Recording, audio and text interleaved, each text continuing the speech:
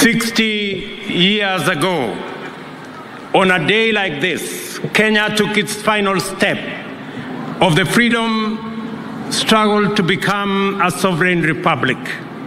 I am delighted to have the privilege of leading our nation in celebrating this milestone in our journey to national independence. According to the vision of our forefathers who fought for this country's freedom, independence was intended to bestow on us the gift of political as well as economic self-determination. This anniversary gives us the opportunity to gather as a family and reflect together on how we have fared over the course of 6 decades. It is clear that we have made undeniable progress on many fronts, and as a result, our nation has come a long way in the right direction. Before that first Jamhuri Day, Kenya's sovereignty was exercised by an unelected foreign and colonial power for the benefit of an occupying minority. We have since matured from a single-party state to a competitive, multi-party democracy and a devolved system of governance with robust checks and balances under the Constitution that was ratified by the people of Kenya in the year 2010. Along with the maturity of our democracy, Kenya's institutions of governance have evolved significantly. Parliament, for example, is now, more than ever, an independent, assertive organ of government with its own calendar and its own budget. As a result of this autonomy, party positions on important national issues are much more clearly defined, and whenever circumstances and the national interest demand bipartisan engagement across the political divide is pursued in a structured manner. Proposals currently before Parliament on the enhancement of the autonomy of our county assemblies prove that our assemblies at the county level are also making encouraging progress in their maturation into independent watchdogs, policymakers, and representatives of people at our counties. Devolution is growing its roots deeper to connect with the soul and spirit of our nation. We have consistently allocated more resources and made them available on time, and supported measures to further empower county assemblies to become good stewards. Our political culture has also evolved considerably. We are now committed to making sure that at every election, our democratic competition is less about personalities and tribes and more about issues and the national interest. As a result, the last general election, which serves as a very solid beacon of this new direction, reflects the true will and confidence of the people of Kenya in democracy. Without the rule of law, ladies and gentlemen, our democracy falls short of serving us as a people. The judiciary, which is our nation's foremost anchor of the rule of law, continues to grow in its capacity to authoritatively discharge its constitutional mandate and make justice a right of every Kenyan. To provide effective and efficient services to the people, we have enhanced resources available to the judiciary, promoted respect for its independence, and submitted to its authority in order to deepen our credentials as a nation guided by the rule of law. To complete this framework of institutions designed to safeguard and promote constitutionalism and the rule of law, our constitutional commissions and independent officers have evolved to discharge their mandate in accordance with the Constitution and in the most constructive manner in support of good governance.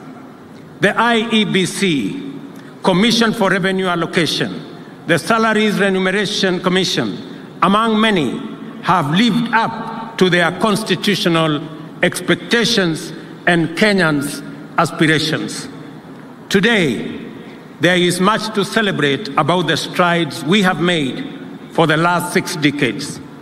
The democratic credentials of our political culture are solid and our institutional maturity beyond any doubt. Fellow countrymen and women, 60 years ago, we certainly were far from where we are today. The progress we have made is undeniable. Our peers at that time, nations like South Korea, Singapore, and Malaysia, have similarly made immense progress in democratic and institutional maturity. They have, however, made much more economic progress than we, and as a consequence, we are much more advanced today. They are much more advanced today than we are. The point at which we stand today is the culmination of the collective endeavor of our nation's founding generation and those that came after them. The vision, which inspired their struggle and sacrifice, was one of a united, free, democratic, and economically prosperous nation. They fought for true sovereignty, which envisioned political democracy and economic prosperity. Our forefathers made huge sacrifices to win for Kenya the freedom we celebrate today, and the generations that followed have made their contributions progressively to bring our state, society, and economy to what it is presently. We gather today to express our gratitude, celebrate their legacy, and contemplate our contribution to accelerating future progress. In our democratic and political journey, we have made tremendous sacrifices and progress, from a single party to multi-party, personality and ethnic parochialism to issue-based and national politics, from violence and intolerance discourse to orderly and peaceful elections. However, we have not made as much progress with our economy. Our savings as a percentage of GDP is dismal. The gap between the rich and the poor has not reduced. Many, especially young people, don't have jobs, and our revenues as a percentage of GDP remain low. Our generation must therefore take up the unfinished job of actualizing economic prosperity as our contribution to perfecting Kenya's national sovereignty. We owe this to those who made huge sacrifices to bestow on us a nation of promise. We owe it to one another, to the youth, women, children of Kenya, and to each and every one of us. The responsibility of our generation, beginning with this administration, is to make smart choices and necessary sacrifices, just as our forefathers and those who came after them did. And the choice is to match our economic progress with our democratic and political achievements. This is the assignment we took up on day one, the 13th of September 2022, and which we have been painstakingly undertaking for the past year. Our focus has been firmly about the ways and means to transform our economy, making the right decisions, necessary sacrifices, and smart choices to set Kenya on a path of economic renaissance. This transformation began with all of us as the people of Kenya making immense sacrifices and huge contributions together to pull back our country from the brink of debt distress.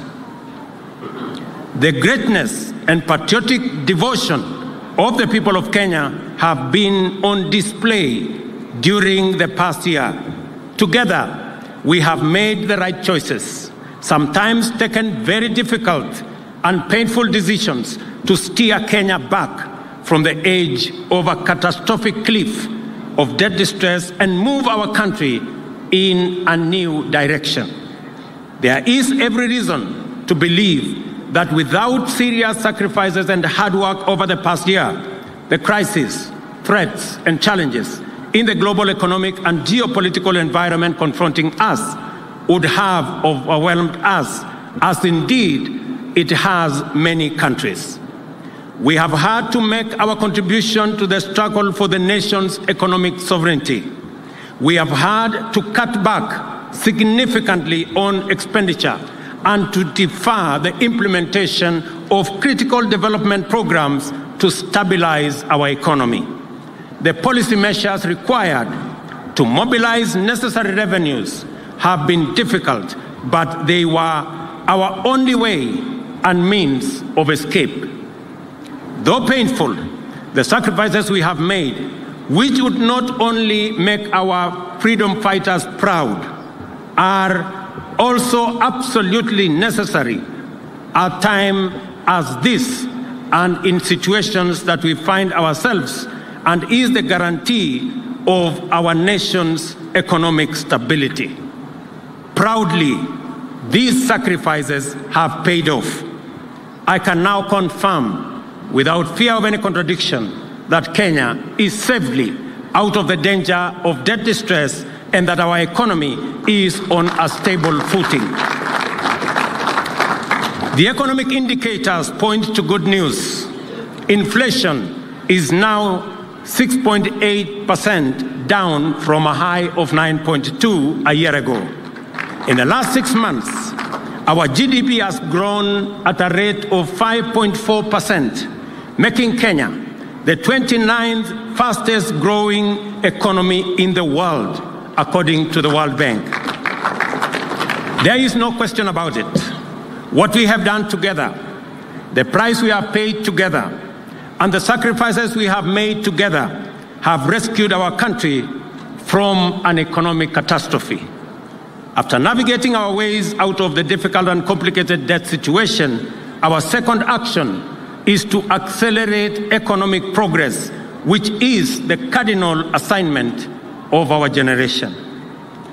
Wazalendo wenzangu, our human capital, our innovative, smart working, professional labor force is probably the single most potent arsenal we have to drive our economic progress.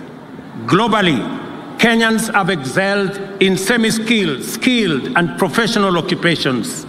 Our expenditure on training, learning, and education in general is a most appropriate investment in the development of the human capital necessary in our economic progress. Recognizing this, we have increased the total allocation to our education sector by an additional 127 billion this year. Out of this, 46 billion will support the new university funding model that gives equal chance to every child in Kenya to acquire university education. An additional 9 billion to cover our TVET funding model and the hiring of an extra 2,000 tutors necessary for our TVET education. An additional 47 billion to enable TSC, Teacher Service Commission, hire 56,000 new teachers and other interventions, and 24 billion for junior secondary school and to support the construction of additional infrastructure. To cover the chronic classroom deficit in the city of Nairobi, we have undertaken to build 3,500 additional classrooms in the city of Nairobi, with the first 1 billion allocated in this year's budget. And we are going to work with all members of parliament to make sure that the city of Nairobi, the seat of government, and the pride of our nation does not leave any child behind when it comes to education. Agriculture, ladies and gentlemen, plays a central and pivotal role in our economy, contributing to food security, supplying raw materials for our agro-processing and value addition and manufacturing for domestic and market and export markets, creating jobs and also creating wealth. Only specific, targeted, and deliberate interventions will enhance our agricultural productivity and overall production. This began with the registration of farmers, provision of crop-specific fertilizers, reforms in the tea, coffee, sugarcane, and edible oil sector, provisions of mobile dryers, and other interventions underway across the nation so as to reduce the cost of food, which consumes 56% of household incomes, to reduce by half our food import bill, which today stands at Kenya shillings 500 billion, and also to increase our exports. Further, 400 fresh produce markets, including 20 in the city of Nairobi, 47 county aggregation industrial parks, as well as 6 special economic zones, are under various stages of implementation to enhance value addition, agro-processing, and manufacturing, and also to stimulate economic growth in every part of Kenya. Economic productivity and general well-being are significantly hampered by a population that is prone to ill health. Individual and family medical expenditure drain household incomes and erode family savings, in many cases leading to financial ruin and destitution. Fellow countrymen, our universal health coverage plan seeks a paradigm shift in the provision of health care from curative to a largely preventive and promotive approach. Our radical transformative plan has seen the enactment of 4 acts of parliament, which I thank our legislature, as well as the rollout of 100,000 community health promoters, for which I thank all county government for participating. I commend counties who have already paid community health promoters their stipends and commit that the national government will pay our portion beginning the end of this month. The laws we have enacted now provide a framework in the Emergency, Chronic and Critical Illness Fund that will liberate the people of Kenya from the burden of catastrophic hospital bills in the treatment of conditions like cancer, diabetes, hypertension, and other critical and chronic conditions. Additionally, the new funding model that is fair, equitable, and progressive will see the government of Kenya, for the first time, pay the cost of health insurance for all vulnerable Kenyans who have no ability to pay. Those currently paying 500 will have their contributions reduced, with the least paying Kenya shillings 300. To enhance efficiency and eliminate pilferage in the healthcare system, the new digital law will underpin the digitization of the entire health service delivery framework. While empirical evidence, ladies and gentlemen, shows us that economic growth has the potential to create jobs, and the measures enumerated above will create opportunities for employment, these interventions on their own will not create the kind and scale of employment needed to deal with unemployment in Kenya today. For employment and job creation to be at the scale necessary to make a significant dent on our unemployment status, and deal effectively with prevailing challenges, our interventions must be ambitious and systematic, consistent and intentional, as well as deliberate and progressive. Kenyans, our housing program is fundamentally a massive, deliberate, and systematic job creation mechanism.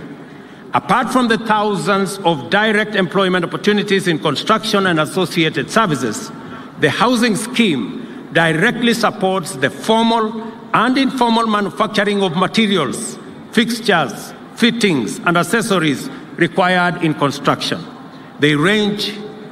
Those employed range from architects, engineers, quantity surveyors, site workers, artisans, fabricators, electricians, plumbers, and many more. The housing program is a bottom-up job creator. There are 33 active housing development sites already employing 120,000 people in various parts of the country.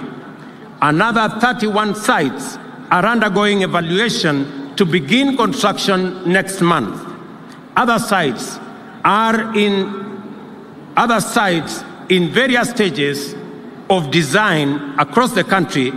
By next year, the entire country, in our estimation, will be a bustling construction site with housing projects proceeding in every county and every constituency. Our strategic focus is to construct hundreds of thousands of housing units while creating millions of jobs across Kenya. Remember, South Korea, Singapore, and Malaysia undertook these major housing works some 40 years ago, and that is why their economies, among many other factors, are ahead of us. Yesterday, ladies and gentlemen, I signed into law amendments to the National Government County Constituency Development Fund Act, which set out a framework to anchor the development of ICT hubs in each of the 1,450 wards in the country.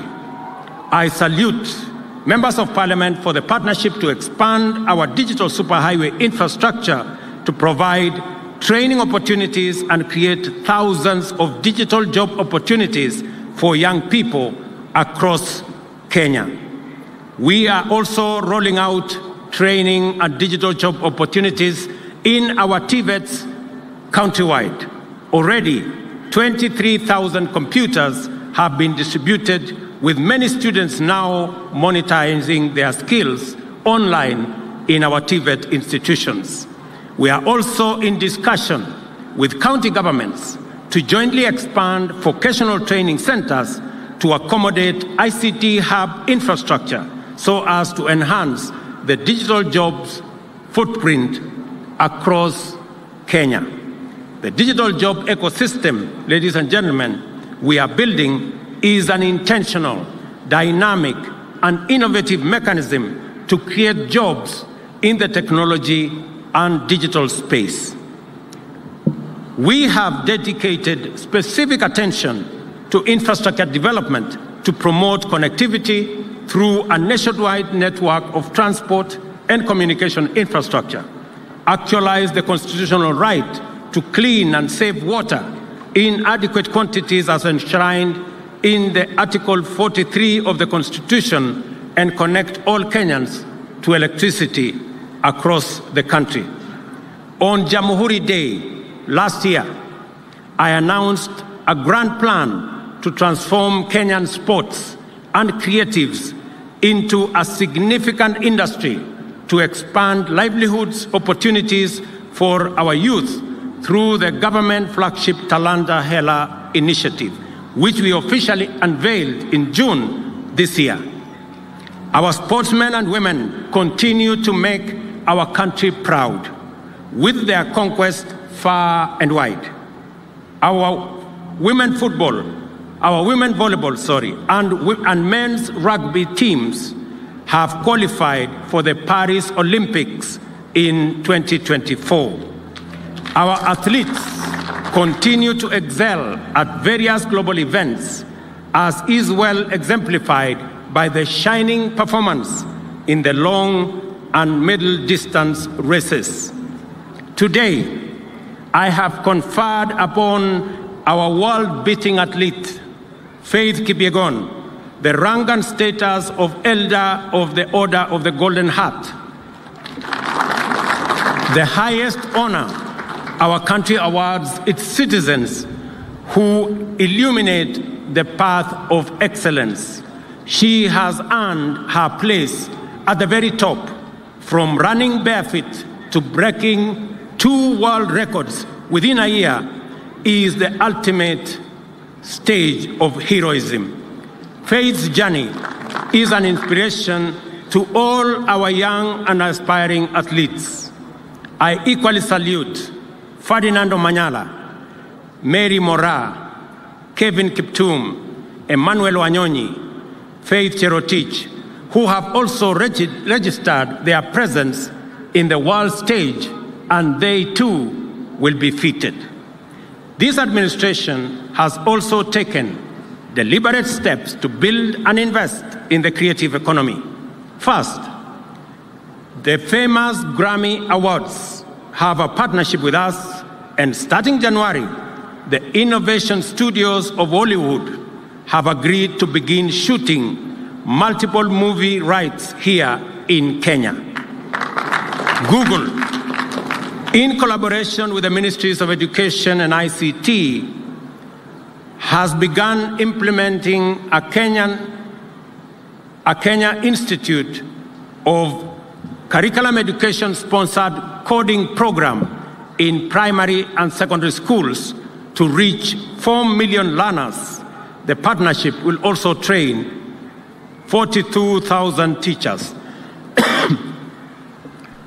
I have good news for our creatives and those who imagine and produce content through Facebook and Instagram.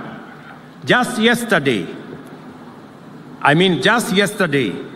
Meta committed to helping creators in Kenya earn money for crafting original content. Following a pilot program with eligible creators in the country, Meta will be expanding monetization opportunities and allowing more creators to earn a living doing what they love. Kenya possesses impressive credentials as a source of highly professional human capital with highly educated, trained, skilled, and dynamic young people. We have systematically and intentionally negotiated separate bilateral agreements with countries in the Middle East, Europe, and the Americas to connect our skilled workforce with opportunities globally. This will provide exposure to thousands of Kenyans to work in international organizations, engage in global assignments, and monetize their skills and talents as they enhance their incomes and personal development. Millions of Kenyans already working abroad have been great ambassadors for our country and have made huge contributions through their remittances to the development of Kenya.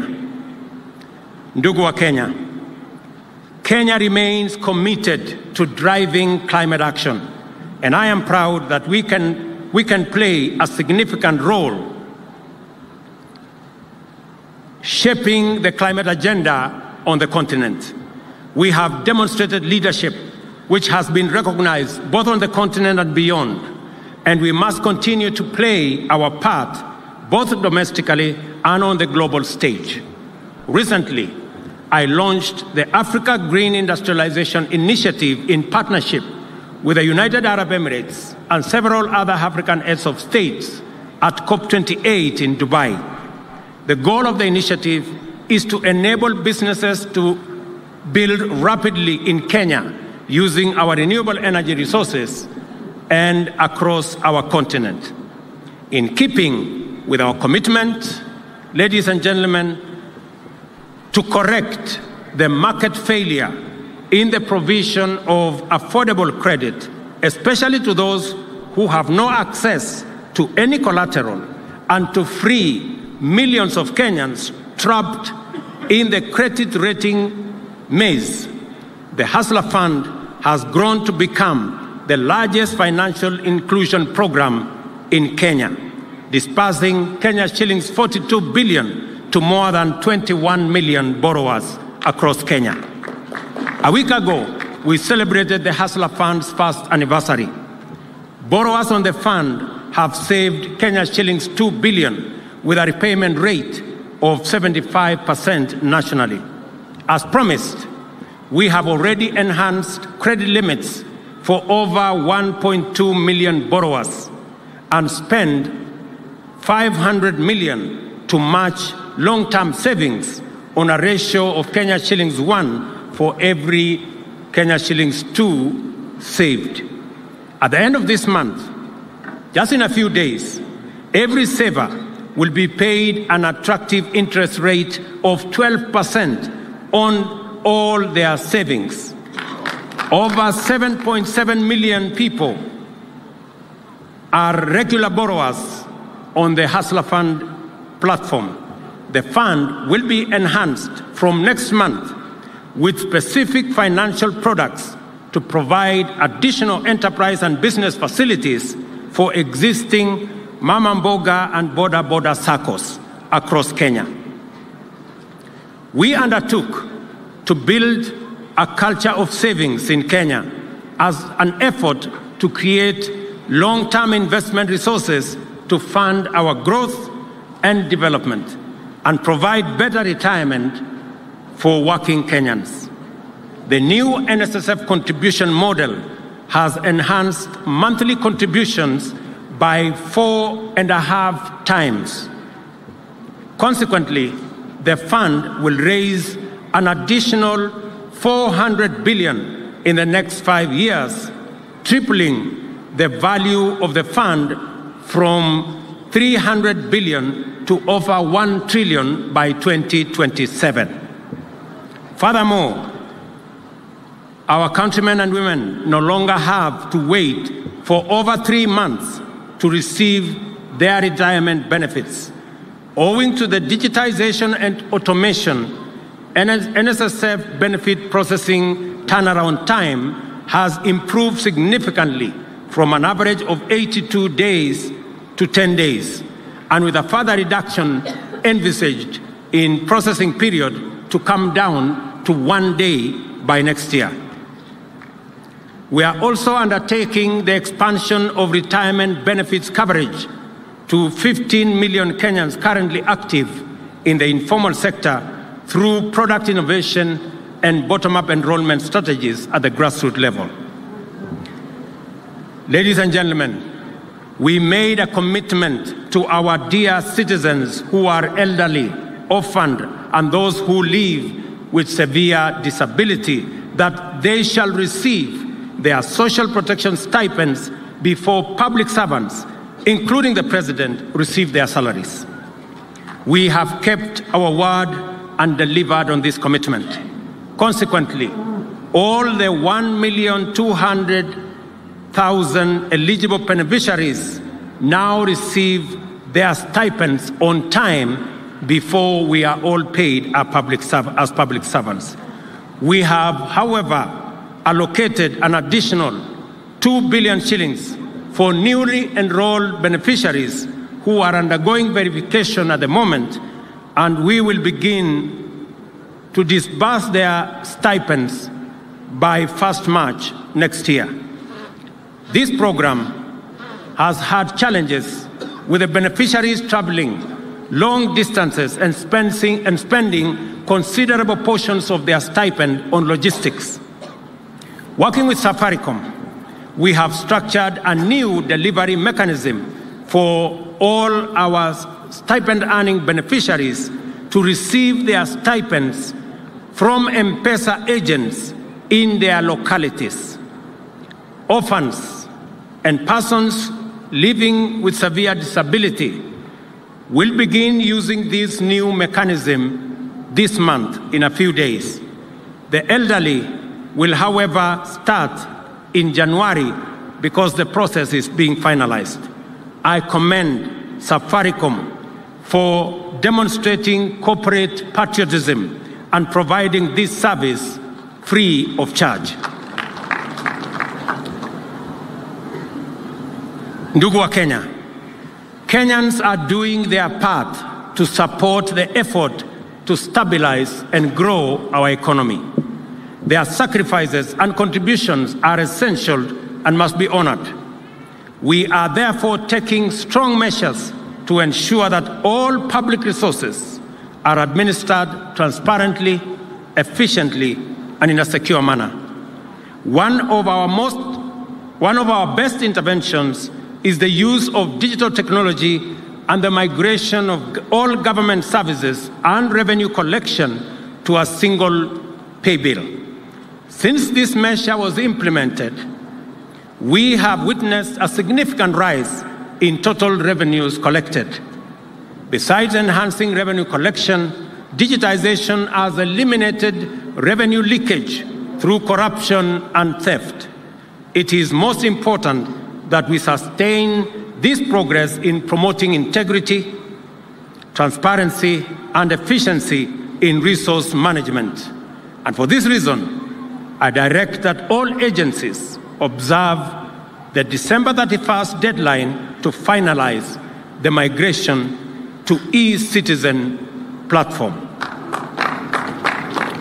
It is only right that I match this admirable commitment by the people of Kenya to do their part in getting the economy going and give an assurance that all taxes collected by government shall be put to their intended use and that no single shilling, no Kenyan shilling, shall be lost through embezzlement, theft, or corruption.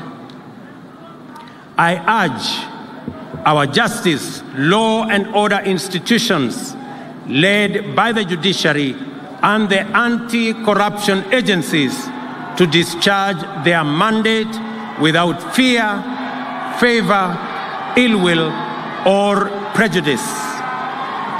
I also give my personal undertaking to support the timely prosecution of all those involved in corruption without regard to their social, economic, ethnic, political status, or connection, or any other consideration whatsoever. This is the minimum that is expected of us in fulfillment of our constitutional mandate, and Kenyans deserve no less. The story of our nation's sovereignty cannot be fully told without mentioning the fundamental character of our territorial integrity, economic prosperity, political democracy, the rule of law, and the integrity of our social fabric. Our national security apparatus have remained a strong shield against terrorism, crime, and insecurity.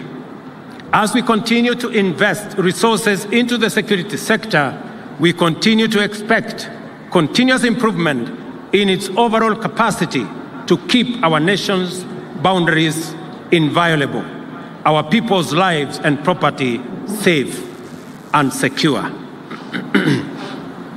I cannot forget the public service. Every member of our civil service has been entrusted with a rare opportunity to make their unique contribution to national transformation. As such, they are at a most advantageous position to demonstrate our national values and principles of governance for the benefit of all Kenyans. Today, I appreciate you for being loyal servants, dependable professionals, and true patriots, and urge you to do more as our people's partners in the transformation of Kenya. Much has been given to you by the people of Kenya, and therefore, much more is expected of you. On behalf of the people, I shall hold you to the highest standards of efficiency, effectiveness, transparency, and accountability in serving our nation. Ladies and gentlemen, infrastructure development is a critical enabler for transformation of agriculture, delivery of health, job creation, and overall economic growth. As a result, our investment in road and rail network, electricity generation and connection, and water harvesting, storage, and reticulation continue to be a critical component of our development strategy. A comprehensive multi-year plan is progressively being implemented to support the overall socio-economic development of the country. Our world, ladies and gentlemen, our world and the good in it belongs to those who are not shy to embrace globalization. Kenyans have shown time and again that we are not afraid of the world beyond our borders. We venture abroad fearlessly and warmly welcome our visitors from near and far. This is not by accident. The scientific history account of early humanity is told by various archaeological sites in our country. In short, we are the first home of all humanity, and we joyfully embrace our ancestral task of welcoming humanity home. That Kenya is the home of humanity is a scientific fact that fills us with pride and underscores our rich heritage. It is with great pleasure, as President of this extraordinary country, to make a historic announcement of the decision of the government of Kenya. Beginning January 2024, Kenya will be a visa-free country. It shall no longer be necessary for any person from any corner of the globe to carry the burden of applying for a visa to come to Kenya. To echo the call of the Turkana people to the world, Tobongu Lore, a simple message to humanity: welcome home. This is why the government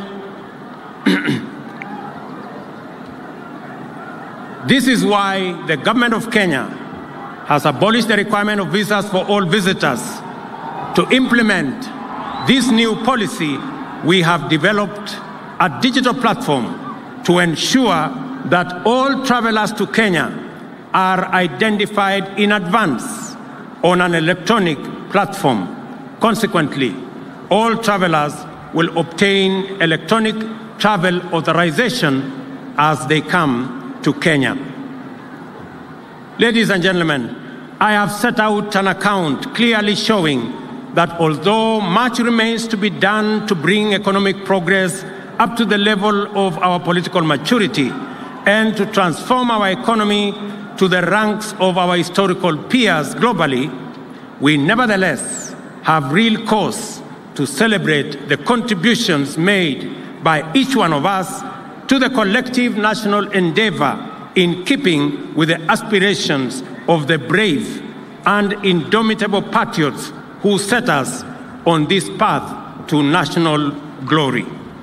We must now go forth with greater resolve, inspired by the heroic achievements of those who came before us, affirmed by the confidence that our work matters for increasing our heritage and glory, encouraged by the progress we are making, and determined to accomplish our generation's solemn obligation to make this nation a true jamhuri of people, free, prosperous, secure, and democratic.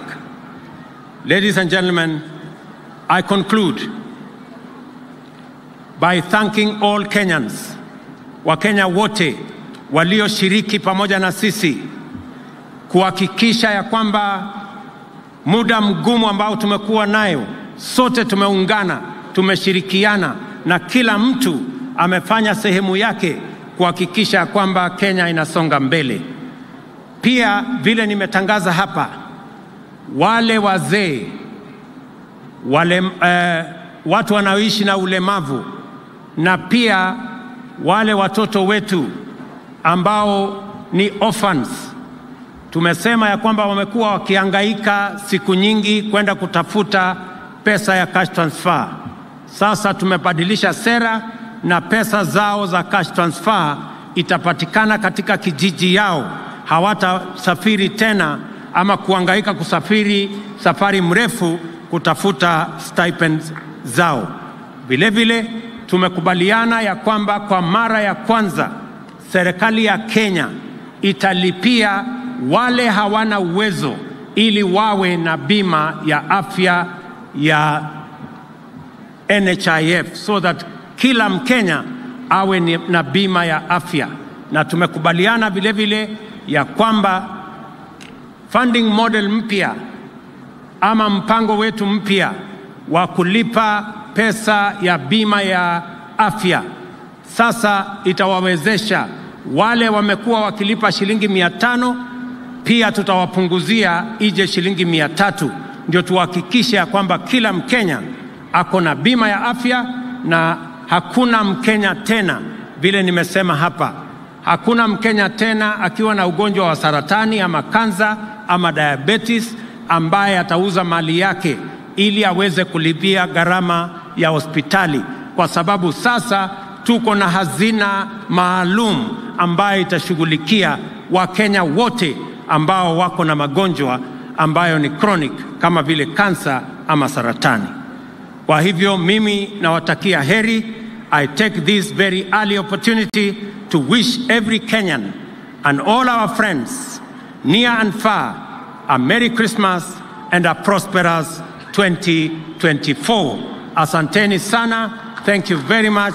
God bless you. Mungu wabariki sana. Thank you. Kwa heshima naomba sote tusimame kwa wimbo wa taifa na wimbo